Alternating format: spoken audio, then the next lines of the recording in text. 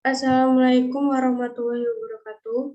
Yang terhormat Ibu Dosen Nika Widya Kusumastuti selaku dosen pengampu mata kuliah Bahasa Indonesia dan teman-teman yang berbahagia. Saya di sini selaku moderator yang akan memimpin jalannya presentasi pada kelompok kami. Untuk materi presentasi yang akan kami bahas adalah karya tulis dan karya tulis ilmiah. Selanjutnya, perkenankan saya untuk memperkenalkan anggota dari kelompok kami.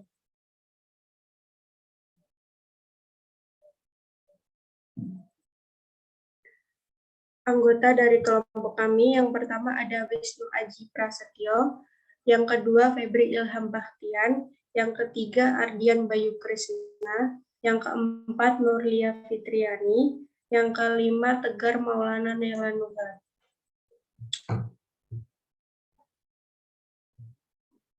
Untuk materi yang akan kami bahas ada 6.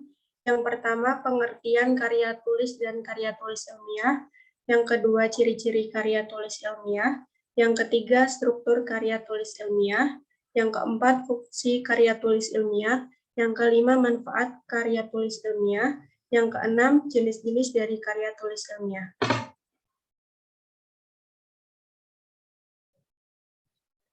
Untuk yang pertama, yaitu materi pengertian karya tulis dan karya tulis ilmiah. Yang pertama, pengertian karya tulis menurut para ahli. Menurut Eko Susilo, karya tulis ilmiah adalah artikel yang diperoleh sesuai dengan sifat ilmiah dan didasarkan pada observasi, evaluasi, penelitian dalam bidang tertentu. Yang kedua, menurut Dwiloka dan Riana.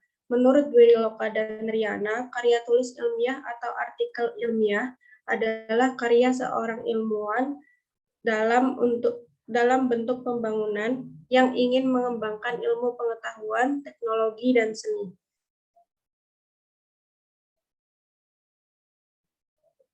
Yang ketiga, menurut Titi Setioningsih, menyebutkan bahwa karya tulis merupakan sebuah tulisan yang dibuat berdasarkan metode ilmiah.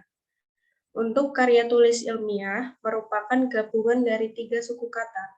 Menurut KBBI, karya dapat diartikan sebagai hasil sebuah usaha, upaya, perbuatan, atau ciptaan. Sedangkan tulis atau menulis memiliki arti segala kegiatan yang terkait dengan huruf, angka, pena, atau media tulis yang lain.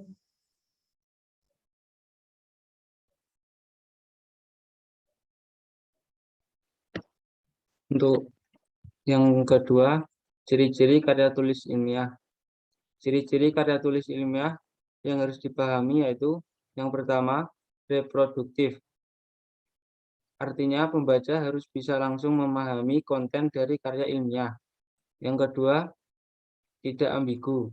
Artinya sebuah karya ilmiah harus memberikan pemahaman secara detail dan tidak dikemas dengan bahasa yang tidak membingungkan.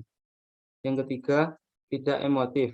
Artinya, karya ilmiah ditulis tidak melibatkan aspek perasaan dari penulisnya. Yang keempat, menggunakan bahasa baku. Artinya, penggunaan bahasa baku itu meliputi setiap aspek penulisannya, mulai dari penulisan sumber, teori, hingga penulisan kesimpulan. Yang kelima, menggunakan kaidah keilmuan. Artinya, hal ini bertujuan untuk menunjukkan bahwa peneliti atau penulisnya memiliki kapabilitas pada bidang kajian yang dibahas dalam karya ilmiah.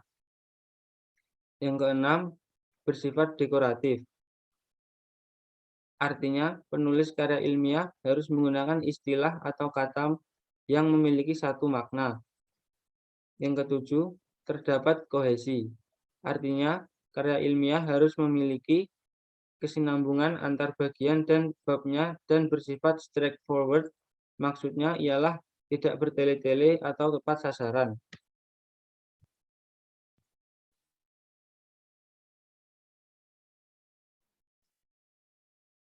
Yang ketiga, struktur karya tulis ilmiah.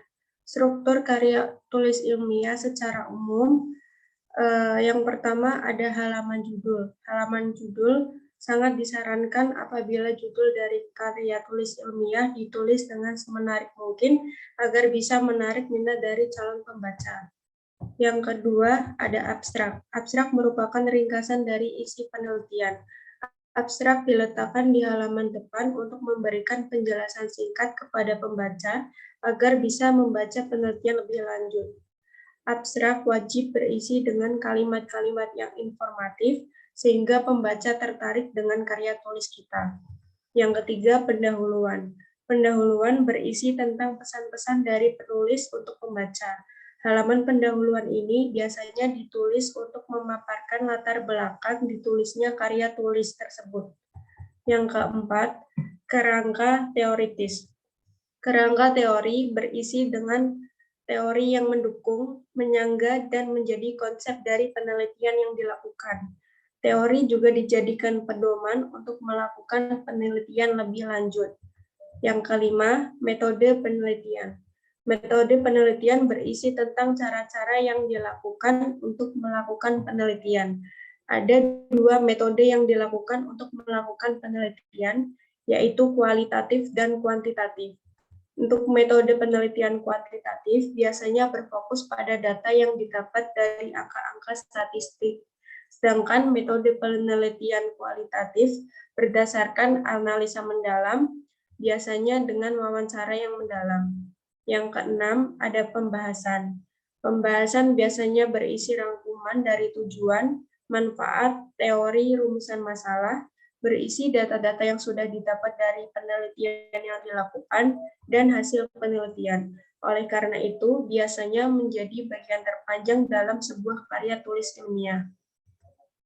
Yang ketujuh, kesimpulan dan saran. Sesuai dengan kalimatnya, kesimpulan dan saran merupakan bagian akhir dari karya tulis ilmiah. Kesimpulan berisi tentang ringkasan seluruhnya dari hasil penelitian, sedangkan saran biasanya berisi tentang pesan dari penulis, solusi dari penulis atas hasil penelitian. Yang terakhir ada daftar pustaka. Daftar pustaka berisi tentang sumber-sumber dari data penelitian yang dipaparkan.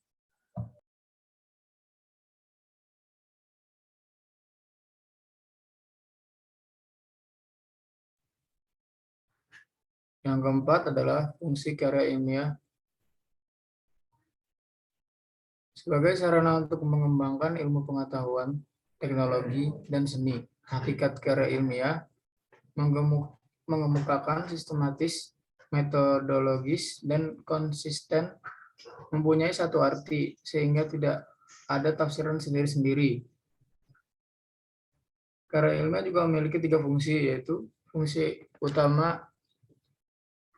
yang pertama yaitu untuk pendidikan, di mana dengan menulis karya ilmiah akan memberikan pengalaman dan pelajaran yang berharga bagi penulisnya, karena penulis akan mampu berpikir, menulis, dan mempertanggungjawabkan hasil dari penelitiannya. Berikutnya yang kedua yaitu untuk dunia penelitian. Maksudnya karya ilmiah yang ditulis berguna untuk mengembangkan ilmu pengetahuan dan berguna juga bagi seorang peneliti untuk mempraktikkan prosedur ilmiahnya. Karya tulis ini sangat membantu seorang peneliti untuk mendapatkan data yang akurat serta rinci dari objek penelitiannya. Dan yang terakhir, sebagai fungsi fungsional. Fungsi ini maksudnya karya tulis ilmiah dapat berguna sebagai alat untuk mengembangkan pengetahuan, sebagai bahan pustaka, dan untuk kepentingan disiplin ilmu tertentu.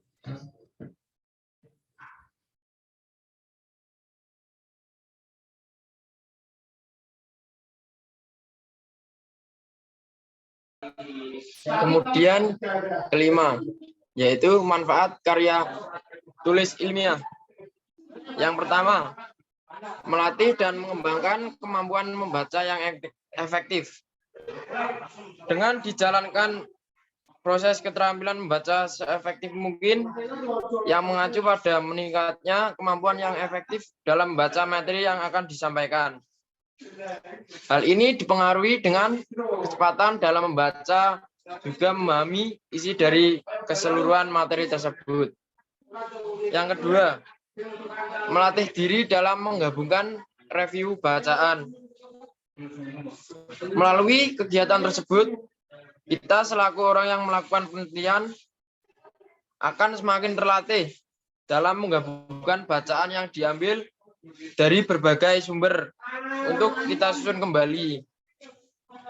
Dengan melakukan penulisan karya ilmiah ini, kita harus bisa mengkonstruksi materi yang kita baca dengan menggunakan bahasa kita sendiri sesuai dengan pemahaman nalar kita akan beragam materi yang telah kita baca. Yang ketiga, membiasakan diri dengan kegiatan perpustakaan. Salah satu manfaat yang bisa kita dapat ketika melakukan kegiatan penulisan karya ilmiah adalah bisa membiasakan diri dengan kegiatan perpustakaan. Contohnya, kita akan membuat soft skill secara tidak langsung, yaitu bisa dengan mudah mencari referensi bila mana ada tugas yang bersangkutan dengan kegiatan kepustakaan. Yang keempat, meningkatkan tupoksi antara data dan fakta secara lugas dan sistematis. Dengan menggunakan kaidah yang ditentukan, maka akan menghasilkan informasi baru yang sangat berguna bagi para pembaca, khususnya pembaca dengan bidang ilmu yang sama. Yang kelima, mendapat kepuasan intelektual. Dalam hal ini, maka kita akan mendapatkan rasa kepuasan intelektual itu sendiri, ditambah dengan karya yang kita buat atau disitasi oleh orang lain. Yang keenam, memperluas dunia ilmu pengetahuan, yaitu karya ilmiah yang sudah dipublikasikan, maka akan banyak pembaca yang mereviewnya, sehingga bisa mengembangkan materi yang ada dalam penelitian kita. Yang ketujuh, sebagai rujukan untuk bahan materi. Dengan membuat karya ilmiah entah bertaraf nasional ataupun internasional, maka bisa menjadi acuan untuk para peneliti yang serupa, bahkan berbeda dengan bidang keilmuan yang kita tekuni. Sehingga penelitian yang kita lakukan menjadi sangat bermanfaat sekali. Terima kasih.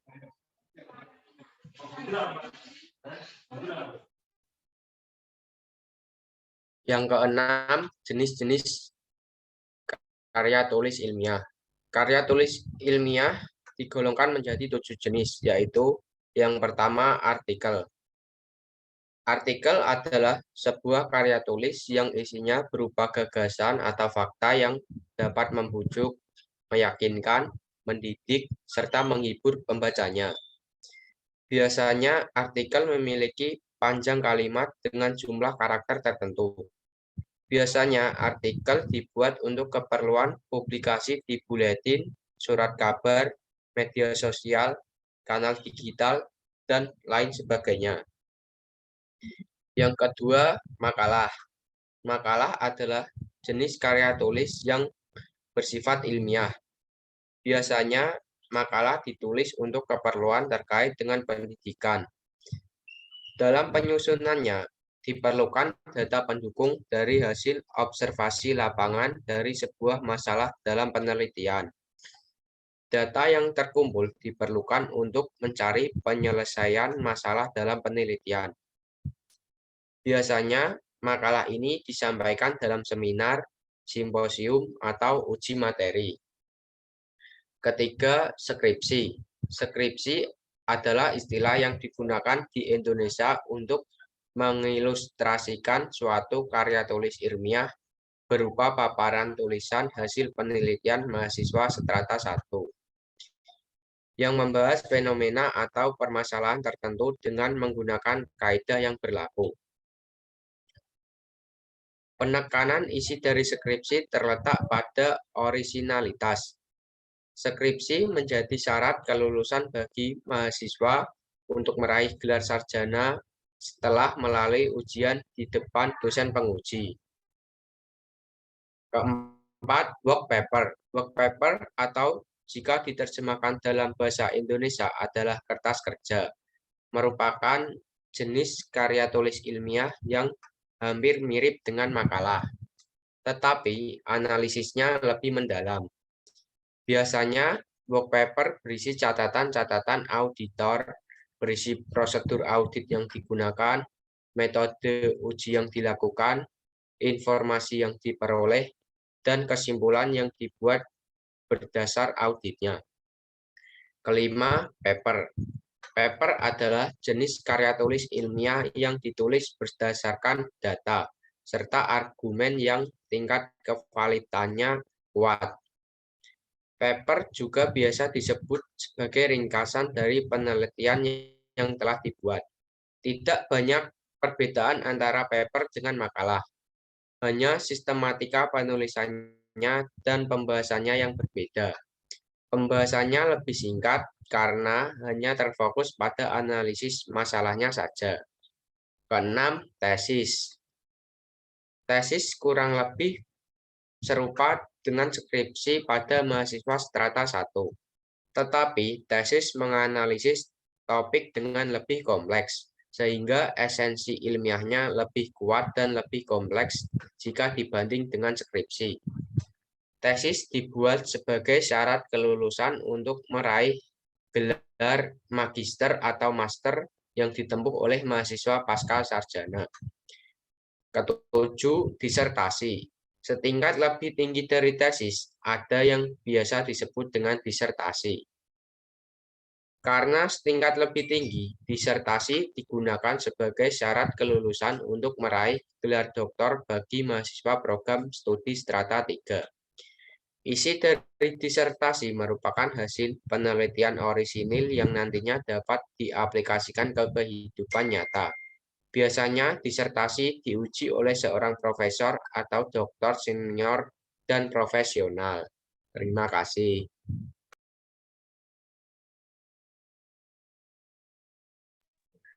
Baik, demikian presentasi dari kelompok kami. Saya Nurlia Fitriani selaku moderator memohon maaf jika terdapat kesalahan dan kekurangan yang tidak kami sengaja. Dan terima kasih atas perhatiannya. Wassalamualaikum warahmatullahi wabarakatuh. Waalaikumsalam warahmatullahi wabarakatuh. Waalaikumsalam warahmatullahi wabarakatuh.